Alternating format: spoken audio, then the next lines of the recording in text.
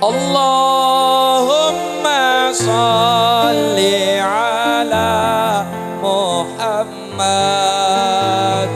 ya Rabbi salli alaihi wa sallim. Allahumma salli Muhammad ya Rabbi alaihi wa sallim. Allahumma salli ala Muhammad ya Rabbi salli alaihi. Cara mereka adalah memecah belah. Kita tahu dulu di Madinah, di zaman jahiliyah itu Madinah dua suku besar, namanya Aus dan Khazraj. Ini dua suku besar di Madinah. Sudah ratusan tahun tidak pernah damai, selalu saling perang, saling bunuh membunuh dan dendam yang ada. Ratusan tahun itu dia nggak pernah akur. Kenapa? Di Madinah itu juga ada tiga suku Yahudi yang ada di Madinah,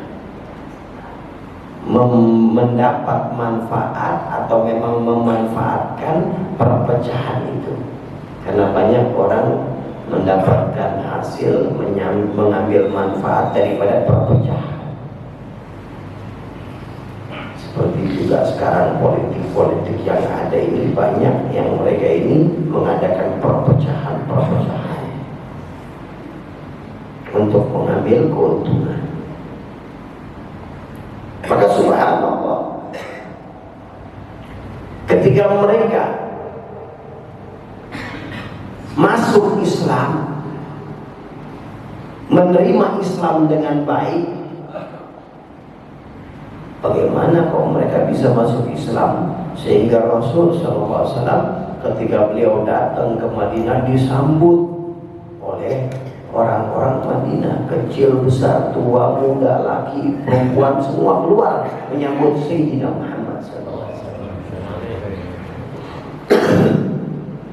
Karena sebelum beliau datang sudah ada yang masuk Islam, kemudian beliau juga mengutus dakwah. Ini strategi yang hebat.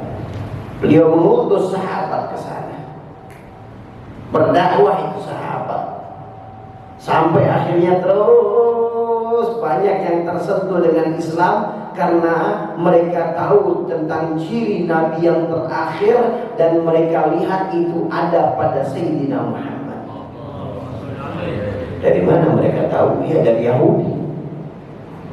Yahudi sudah ngabarin ciri Nabi yang terakhir begini begitu dan lain-lainnya, mereka sudah mengabarkan.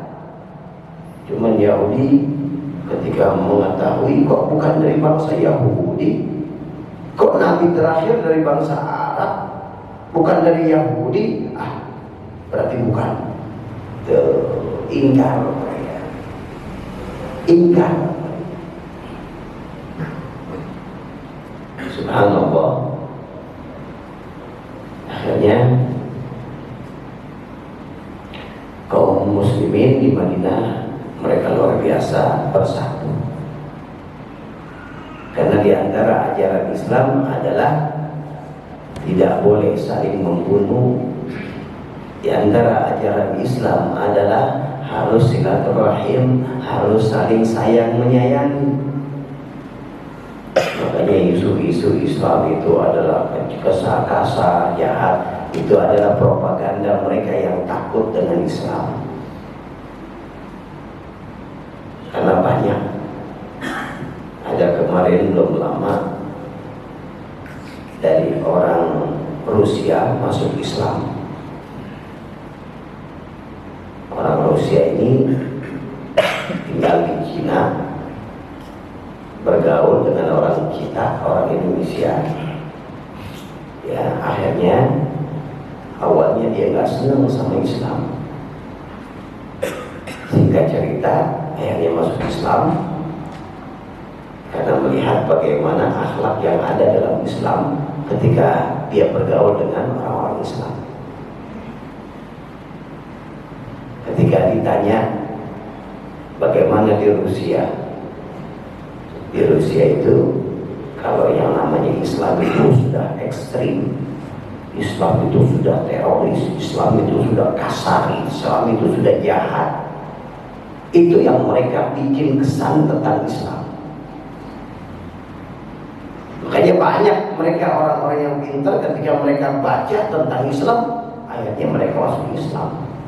Nah ini diantaranya cerita tadi. Ini ratusan tahun Aus dan Khazraj tidak pernah damai, saling membunuh, saling berperang. Ketika mereka masuk Islam, mereka bersaudara. Datang Rasul SAW hijrah kepada mereka, mereka sambut luar biasa. Sampai anak-anak muda di kalangan Aus dan Khazraj sudah bisa bercanda dan tertawa bareng. Sudah bisa damai. Kayak ada yang kebakaran jenggot, Yahudi. Ada seorang tokoh Yahudi, Syas bin Qais, melihat keadaan seperti itu. Dia panas, dia panggil anak muda Yahudi.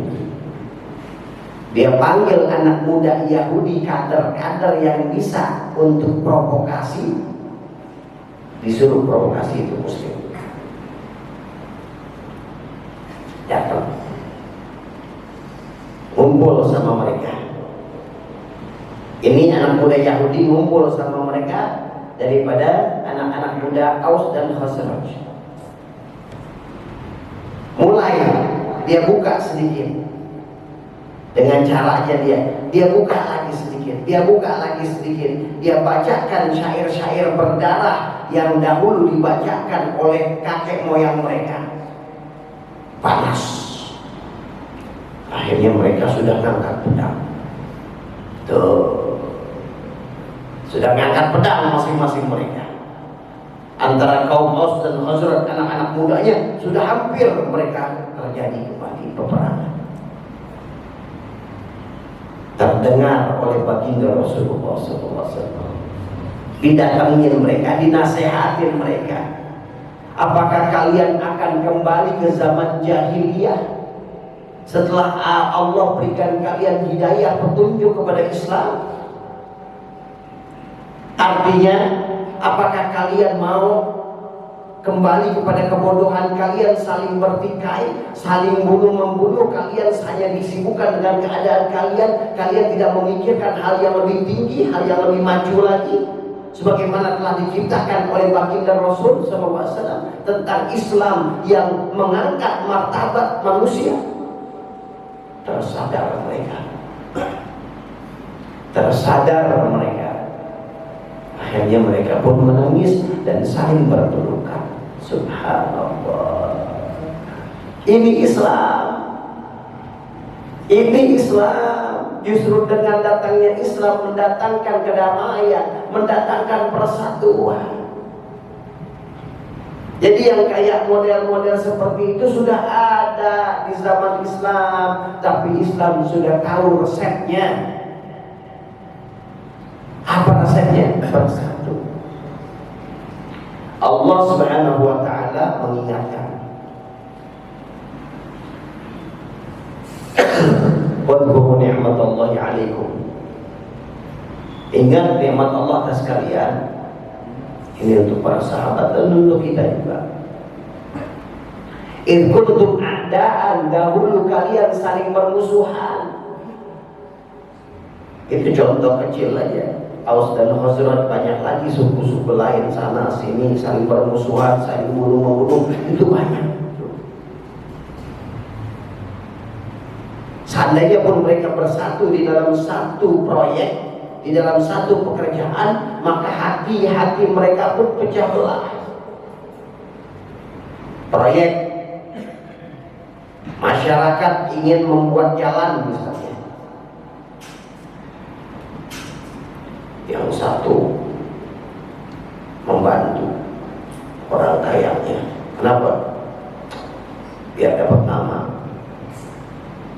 biar orang puji orang kaya. Orang miskinnya membantu, kenapa? Mau menjilat kepada orang kaya. Pejabatnya membantu biar dapat suara, biar dapat pangkat. Itu begitu mereka. Yang tidak mau meluaskan jalannya karena memikirkan kepentingan pribadi, tidak memikirkan pahala yang Allah berikan dengan membuka jalan itu. Itu begitu keadaan-keadaan yang ada di zaman jahiliyah. Mereka itu walaupun dalam satu proyek, walaupun dalam satu pekerjaan, tapi hatinya pecah. In kuntum a'da'an fa'allafa baina qulubikum. Allah satukan hati di antara kalian.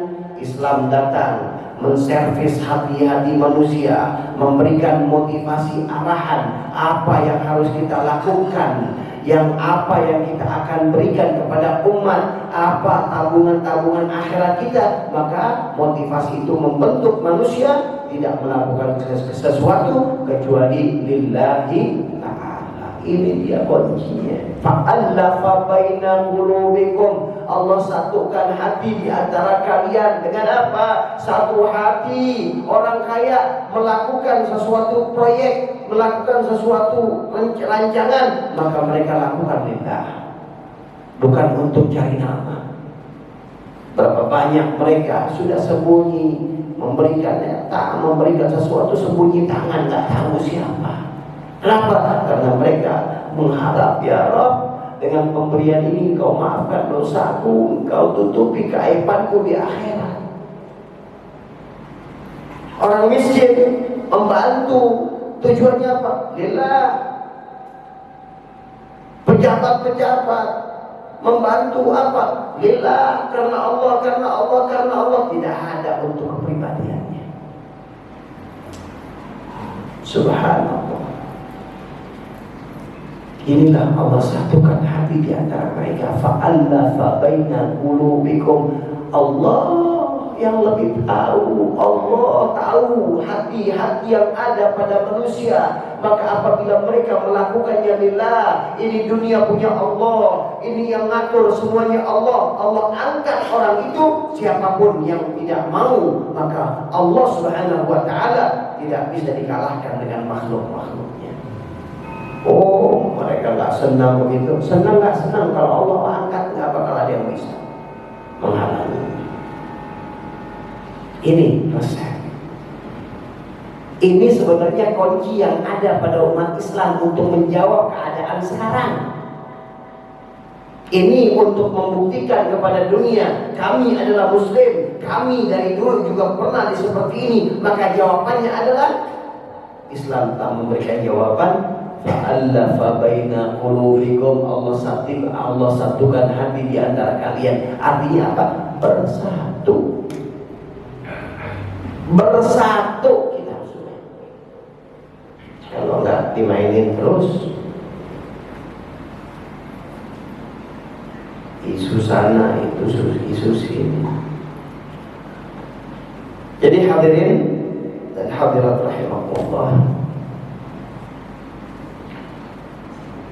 persatuan ini penting. Al-jama'atu rahmah wal furqatu adab. Persatuan itu akan mendatangkan rahmat, dan perpecahan itu akan mendatangkan adab. Artinya bisa bersatu bagaimana? Kita masing-masing punya cara, kita masing-masing punya ego, tapi bijaksanalah kita di dalam menyikapi sesuatu. Tidak harus apa yang kita inginkan menurut kita itu yang terbaik, tapi tidak diterima oleh orang-orang. Tidak harus kita ngambek.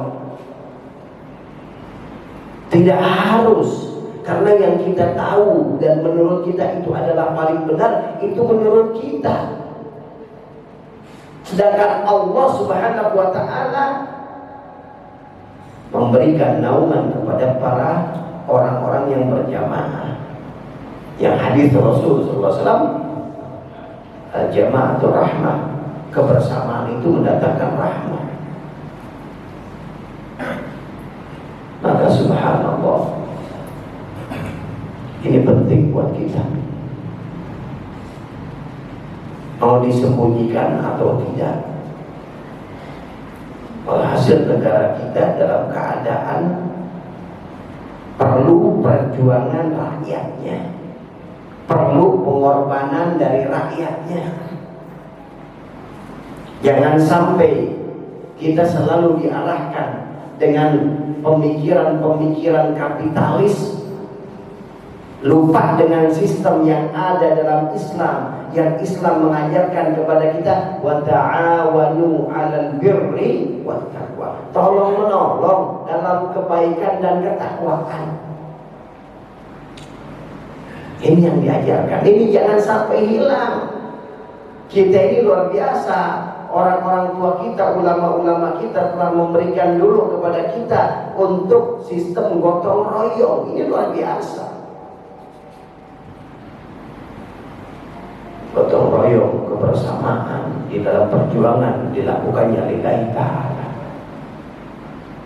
Ini kemerdekaan RI, saya mengatakan ini Indonesia merdeka kalau pahlawan-pahlawannya modelnya adalah ketika diajak untuk resolusi jihad yang ada, ketika diajak mereka untuk perang melawan Belanda, perang melawan penjajahan, apabila mental mereka hanya mental yang mengatakan wanipiro, gak merdeka kita.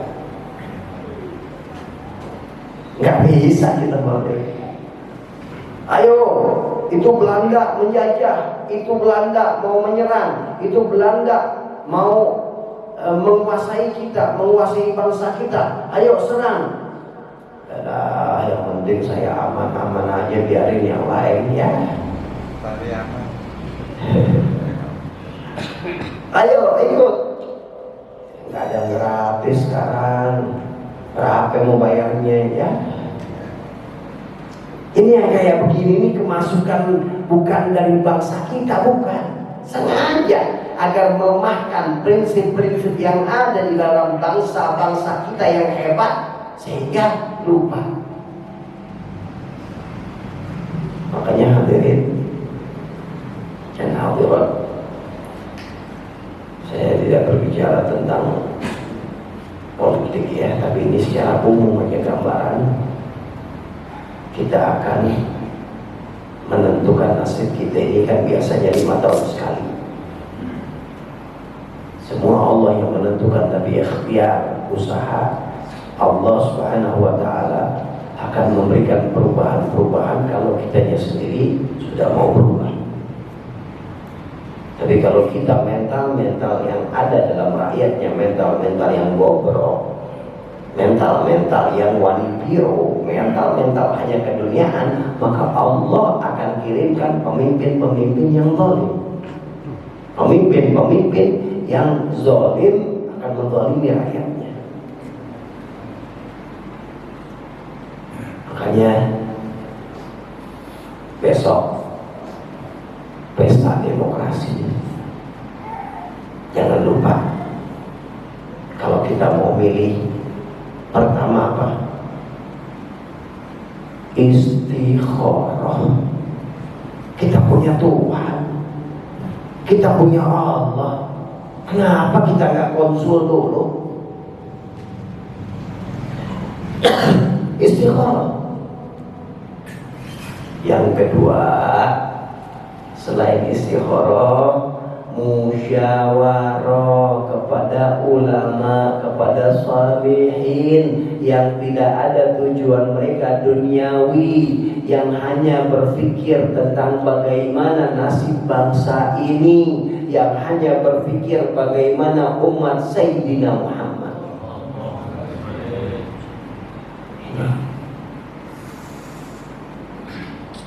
Lakukan itu.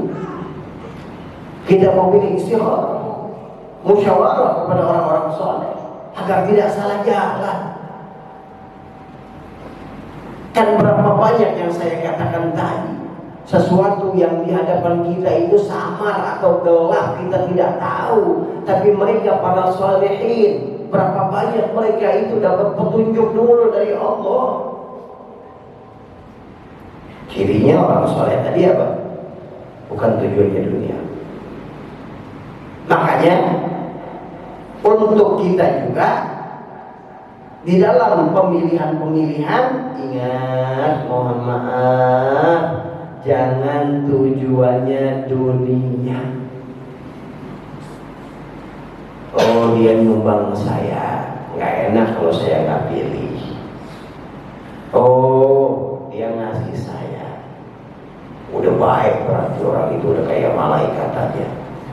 Padahal datangnya 5 tahun sekali. Nah, ini yang kita harus lakukan. Tujuan kita menciptakan atau memilih seseorang, kita lihat bagaimana latar belakang keagamaannya, bagaimana sosialnya mereka sebelum-sebelumnya. Ini yang kita cari. Bukan karena orang dia ngasih duit kita. Kalau sistem demokrasi yang ada pada kita selalu kita dijajah dengan uang, nggak bakal bisa jadi kecuali mereka yang punya uang. Emang yang punya uang siapa? Ya udah, kita tahu sendiri jawabannya. Banyak di sini tokoh-tokoh masyarakat, apabila ada yang meninggal dia aktif.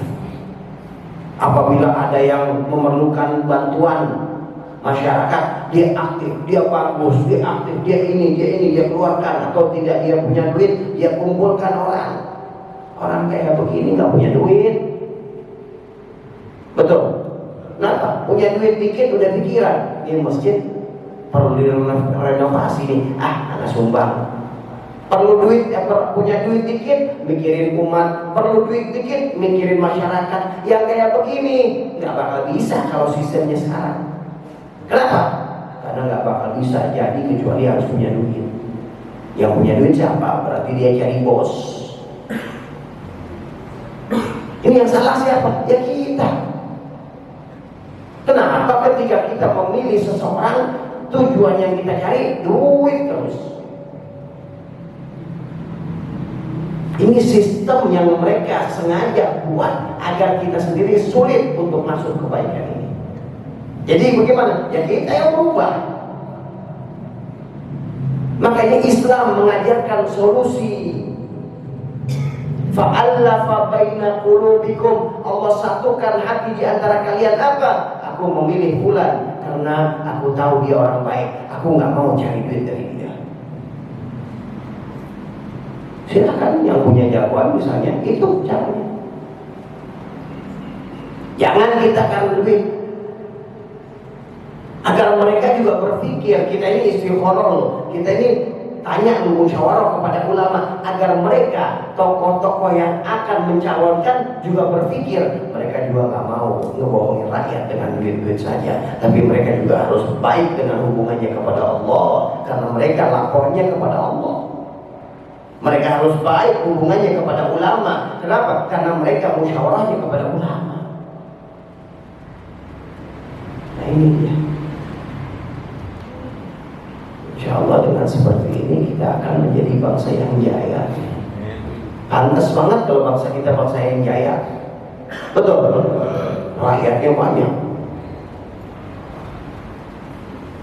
kekayaan alamnya banyak, orang-orang pinternya banyak, orang-orang kuatnya banyak. Tapi kenapa kalau sekarang kita masih dalam keadaan negara yang bisa dikatakan miskin? Susah menghidupi negara ini kok dari pajaknya digedein. Yang semestinya bangsa kita ini udahlah panjanglah. Dan masing-masing kita juga paham. Ini kita berbicara seperti ini karena kita saudara dan sedang ada masalah di dalam banyak yang ada di dalam negara kita. Korupsinya banyak, ya, kecurangannya banyak. Yang bisa diungkap, yang tidak juga lebih banyak dan lain-lainnya. Jadi solusinya gimana? Solusinya kita rakyat buka hubungan kita kepada Allah dengan baik. Jangan menerima, apalagi mohon maaf, itu kalau dia buat untuk memilih suara dikasih 100.000, 200.000, sejuta, itu nyogok haram. Ar-rasyuah haram. Bagaimana akan menciptakan pemimpin yang baik? Jalurnya menjalankan jalur yang haram. Naudzubillah. Jadi hadirin dan hadirat, ayolah dari kita dulu, ini rakyat perlu diingatkan. Kesian rakyat kita ini, kesian, lugu, gampang dibujuk. Mudah-mudahan Allah Subhanahu wa Ta'ala persatukan hati kita ini semua. Kita pokoknya sayang sama Muslim, ya, khususnya bahkan sama bangsa-bangsa kita. Kita nggak ada permusuhan. Kita damai. Sama PKI baru, ya, sama PKI komunis. Nah, jangan tahu emang dari dulu latar belakangnya dia terus yang pengacau, dia terus yang membunuhin bangsa kita dulu. Ya, orang-orang muslimnya, orang-orang ya yang tidak sepaham mereka itu biasanya mereka itu begitu perlakuan mereka. Apalagi banyak dimanfaatkan dengan, ya, dari negara-negara luar, mereka itu dimanfaatkan. Ya, baiklah hadirin hadirat rahimakumullah. Mudah-mudahan ini menjadi modal pegangan buat kita untuk beraninya kita melangkah di dalam kebaikan. Ingat, kalau kita jalan di jalan Allah, berkah kita nggak pakai. Jalanin di jalan Allah, berkah. Mudah-mudahan Allah maafkan usaha kita jadi ilmu kita bermanfaat. Insyaallah. Baik. Jadi antara ulama dan umara. Umara artinya amir, pemimpin, pejabat. Kesatuan, betul, harus ada kesatuan. Tapi yang menjalankan pemerintahan ini adalah umara dan penasehatnya adalah ulama. Kita jangan terkecoh dalam arti kata tentang ulama-ulama, ada yang lembut, ada yang keras. Itu bukan dari sekarang saja, dari dulu sudah ada. Tapi yang jelas, baik yang keras atau yang lembut. Di zaman sahabat ada Sayyidina Abu Bakar radhiyallahu anhu yang terkenal dengan kelembutannya. Ada juga Sayyidina Umar bin Khattab radhiyallahu anhu yang terkenal dengan kekerasan dan ketegasannya. Ada. Di zaman Nabi, para Nabi pun ada. Zaman baginda Rasul SAW, beliau ini terkenal dengan kesempurnaan, kelembutan yang ada, walaupun ketegasan juga ada pada beliau. Tapi Nabi yang terkenal dengan keras dan tegas adalah Nabi Allah Musa. Ini memang Allah ciptakan, nggak bisa kita paksakan. Yang jelas kita pahami tujuan daripada ulama. Posisi ulama ini adalah memberi penasihat kepada para umara, memberikan arahan kepada para umara. Ada yang caranya lembut, ada yang caranya tegas. Itu wajar. Jangan disalahin, kita jangan mau dipecah belah.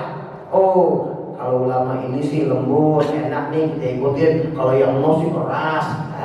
Ente makan pecah belah itu. Makan itu.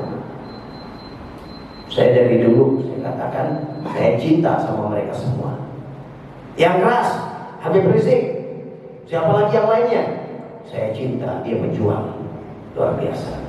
Yang lembut Habib Lutfi dan lain-lainnya, saya cinta. Jangan mau kita dipecah belah. Jangan mau. Walaupun yang hak tetap kita katakan hak. Ya, kalau melanggar atau ada sesuatu yang di dalam kacamata syariat tidak baik, dalam kacamata syariat ya tidak baik. Bukan berarti kita mengiyakan sesuatu yang haram, tidak bisa. Nah ini jangan sampai kita termakan dengan isu-isu seperti itu sehingga kita cinta kepada yang satu, benci kepada yang lain. Ini kan namanya politik lagi, adu domba.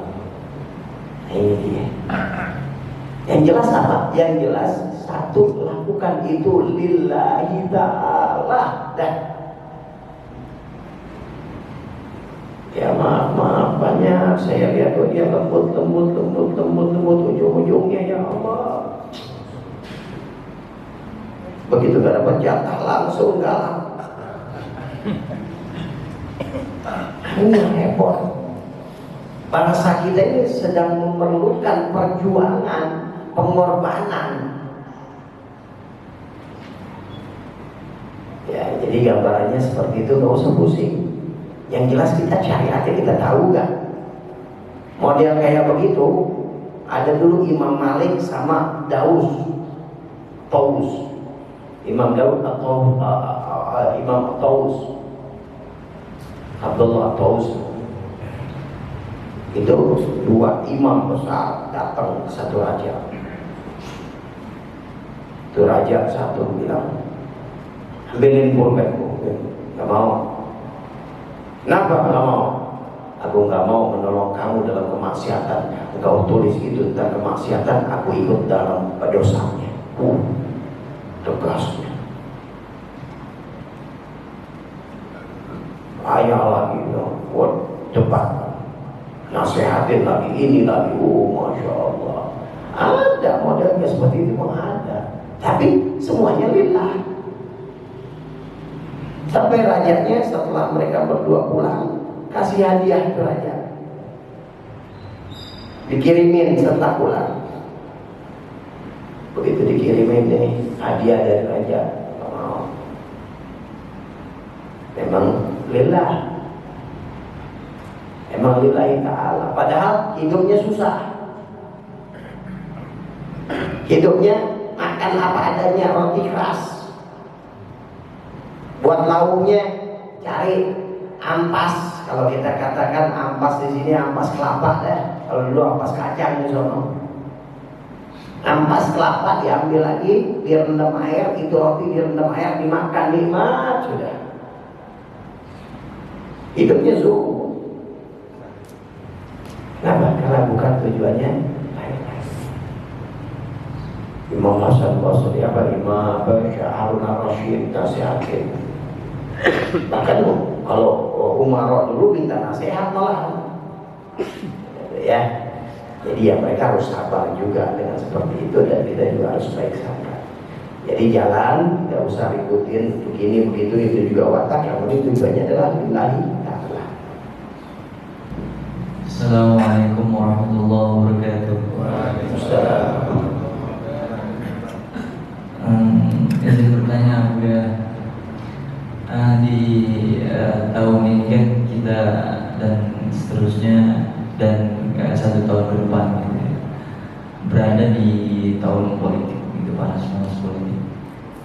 Pertanyaannya adalah, bolehkah kita berkecimpung dalam dunia politik itu? Dan yang kedua, pertanyaan lebih ke hukum sih. Di tahun-tahun politik kan udah nggak asing gitu, ya bersama-sama yang namanya itu seperti tadi yang Om Bia bilang tuh sumbangan atau bisa kita bilang juga atau serangan fajar atau apalah itu. Nah, bolehkah kita menerima itu gitu? Sedangkan kadang bahasanya itu sumbangan, kadang bahasanya diperhalus gitu ya, walaupun intinya sama gitu. Bolehkah kita menerima itu? Dan tapi kita tuh coblos yang lain gitu. Ya, betul. Ya mungkin itu pertanyaannya. Assalamualaikum warahmatullahi wabarakatuh. Waalaikumsalam. Fakta itu. Ya, ya, singkat bahwasanya apakah kita boleh berpolitik? Bukan boleh, harus umat Islam. Cuma siapa pemainnya? Jangan orang-orang yang lugu, yang gampang dibentuk pola pikirnya, dia menjabat, menjadi pejabat, dia ikut politik, akhirnya jadi korban. Akhirnya politik dijadikan wadah untuk mengarahkan kemana dia harus berada. Tinggal dicuci otak aja. Nih begini nih, begini gini kita gini. Oh gitu, iya gitu. Sumbang tuh, udah. Oh iya udah. Bentuk sayang. Jadi boleh nggak? Boleh, bagus. Cuma ada syaratnya. Ya, ada syaratnya. Itu orang-orang yang dalam Islam tuh dahak Islam, orang-orang yang punya strategi di dalam Islam, orang-orang yang paham, bukan satu langkah tapi 5 langkah ke depan dia paham.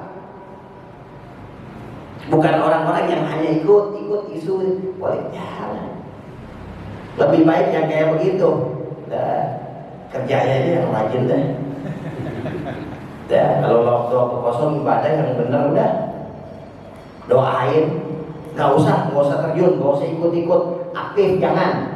Kenapa? Bohongin doang. Tapi kalau mereka punya kemampuan, artinya ini perang, ini perlu senjata. Itu kan politik juga, kita masuk ke dalam politik kan perang, perlu senjata. Bukan harus ustadz, jangan. Oh ustadz politik jangan, kalau ustadznya nggak bisa jangan. Kenapa? Ntar jadi kotor ustadz. Tapi bukan ustadz, jiwanya bagus, ya kepribadiannya bagus, sosialnya bagus, nggak tamak sama dunia. Nah ini dia calon, ikut orang-orang baik ikut. Tapi memang mereka punya kepribadian kuat, terutama ya kuat melawan dunia. Karena sekarang politik ini duit terus, kuat dia. Ya, kalau orang-orang kayak begini banyak, insya Allah bisa mewarnai. Walaupun sekarang yang kayak begini sedikit, dia diwarnain.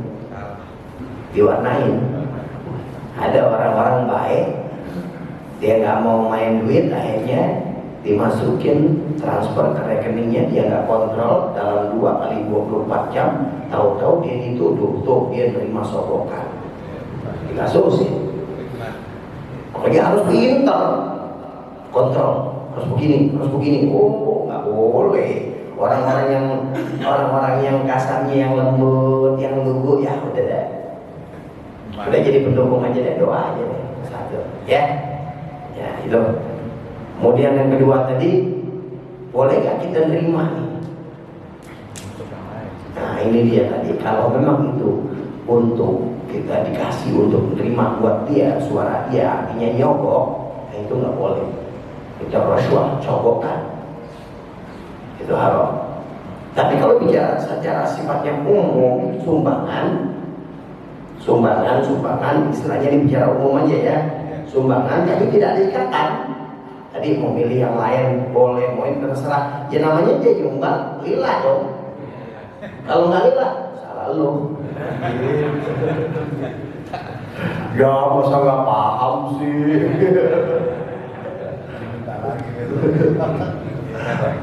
Iya, jadi jangan udah kalau dengan niat nggak benar jangan. Iya, salah dia. Nah, kemudian itu bicara tentang boleh atau tidaknya ya. Tapi bicara tentang keadaan kita, kalau kita mau merubah, rubah bagaimana demokrasi biar biayanya nggak besar, itu dia. Untuk jadi seorang caleg, dia nggak pakai mengeluarkan uang. Untuk jadi seorang caleg, cukup dia buktikan latar belakang saya. Lihat aja dulu rakyat, lihat aja di masyarakat sini. Dulu untuk jembatan saya bantu, ini dulu ini saya ikut, ini saya ikut, ada jenazah saya aktif, ambulan ini itu orang baik dan kelihatan kalau ada orang minta bantuan sama dia bantu. Nih yang kayak begini hidupkan, agar yang kayak begini hidup jadi. Kalau kita cuma duit lagi, artinya apa? Ya udah, otomatis kalau mau jadi wakil rakyat paling tidak ada sekian M. Dari mana sekian M? Kalau nggak pinjam dulu sama bos. Ya Allah, saya ini kayak begini bisa dikatakan udah sedih-sedih juga nih. Dalam arti kata dulu ada bisa dikatakan ketipu, nggak tahu deh. Ada orang dari partai Islam ngomong begini-gini, wah bagus nih, anaknya kiai lagi, artinya anak Alhamdulillah. Udah, saya bilang juga sama kawan, tapi saya nggak nyari duit, enggak. Saya bilang orang baik, begini. Ujung-ujungnya dia dapat duit dari anak buah, atau dia ternyata anak buahnya dari mafia yang ada di Indonesia.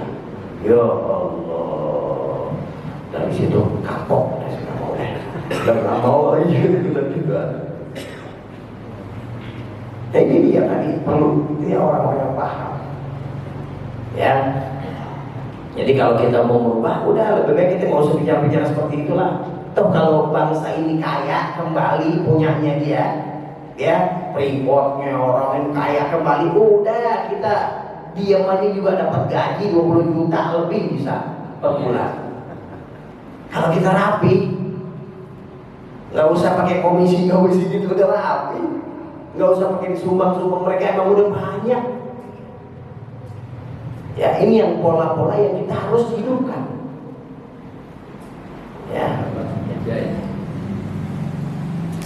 kita nggak usah bicara tentang satu kelompok lah ya. Ya, nggak usah bicara tentang satu kelompok. Pokoknya intinya, kalau kita ada sesuatu pandangan yang kita pandang itu baik, lakukan tanpa menyalahi yang lain, itu lebih bagus. Karena kita juga tidak tahu berapa banyak mereka yang terlihatnya ada di seberang, ternyata mereka juga kerja di sana. Ternyata mereka juga ada kerjaannya di sana, kan gitu. Jadi ada satu waktu nanti kalau sudah pas, kita akan kumpul bersama dengan caranya mereka masing-masing. Ini yang kita harapkan. Walaupun kalau bicara oknum, ada oknum, mau di kalangan apapun ada. Tapi lakukan bismillah lillahi ta'ala. Udah itu aja. Yang bisa berubah apa sih? Allah. Kenapa kita harus memikirkan gitu ke sana? Ya, doain saudara kita muslim. Yang penting jaga persatuan, itu dia. Jangan sampai kita dipecah belah. Ya, karena berapa banyak juga mereka juga ada perjuangan-perjuangan di bidangnya masing-masing yang saya bukan ahlinya tentunya. Ya, ini dari bab saya baik sangka saja, dan kalau ada sesuatu yang kita lakukan dengan baik, lakukan jalan. Insya Allah akan berkesinambungan semuanya. Ya. Jadi gitu ya, Bang Teguh ya. Ada lagi? Udah siap ini. Jadi ada lagi nih ya. Terus. Assalamualaikum warahmatullahi wabarakatuh. Mohon maaf nih, ingin bertanya nih. Ini kita udah menjelang ini ya, langsung ke TPS aja. Ini kita ada 3 pilihan untuk kepala negara. Lalu kita nih tiga-tiganya nggak sah nih, kita nggak pilih dan kita nggak datang nih. Suaranya takutnya terpakai oleh partai lain. Kira-kira kita berdosa nggak tuh? Datang apa enggak gitu? Nggak, maksudnya gini Pak, tiga ini ya, tiga negara nih, calonnya nih. Kita nggak datang nih, kita nggak pilih lah, kita nggak suka dengan tiga negara ini.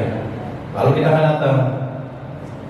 Terus sulit ada isu, nanti kalau nggak datang suara kita terpakai, gitu kan? Nah, kira-kira kita nggak datang ini, suara kita terpakai dengan pemimpin yang nggak bagus lah. Kita maksudnya kita berdosa nggak berarti? Iya. Sekarang saya jawabnya dari sisi agamanya saja ya. Kalau dari sisi politik saya bukan ahlinya, ya bukan saya bidangnya. Tapi dari sisi agama, apabila di sana kita memilih dan kita dengan suara kita pilih, maka di situ menentukan untuk suara kita, maka itu bisa jadi wajib buat kita memilih. Tapi kalau kita di situ tidak memilih, kita yakin suara kita akan dipakai untuk keburukan, untuk hal-hal yang buruk, maka haram kita tidak milih. Kan gitu, kenapa? Karena di situ adalah sumbangsi kita.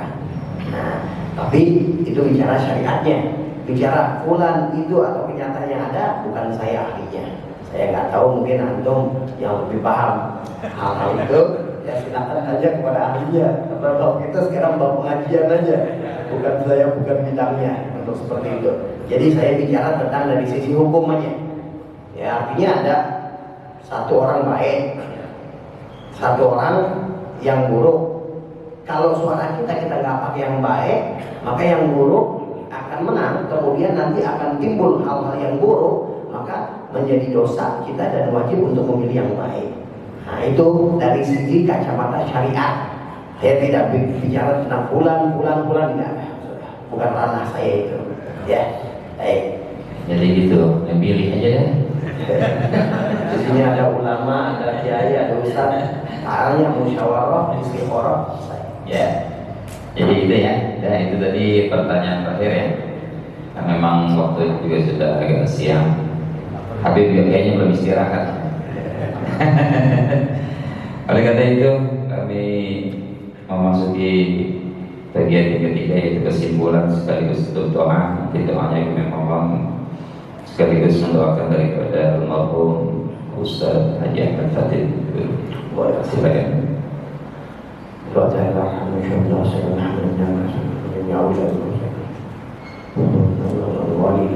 khususan ila roh Haji Ahmad Fatih bin Haji Dahlan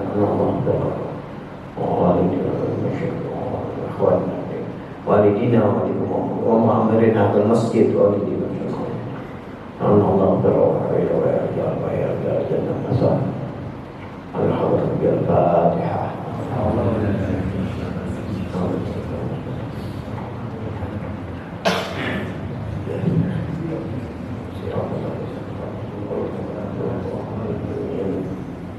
آمين اللهم آمين وصلى الله على محمد وعلى آله وصحبه وسلم وجعل سنة وليها الذين آمنوا سعد يا رحمن صلى الله عليه وسلم الحمد لله رب العالمين. السلام عليكم ورحمة الله.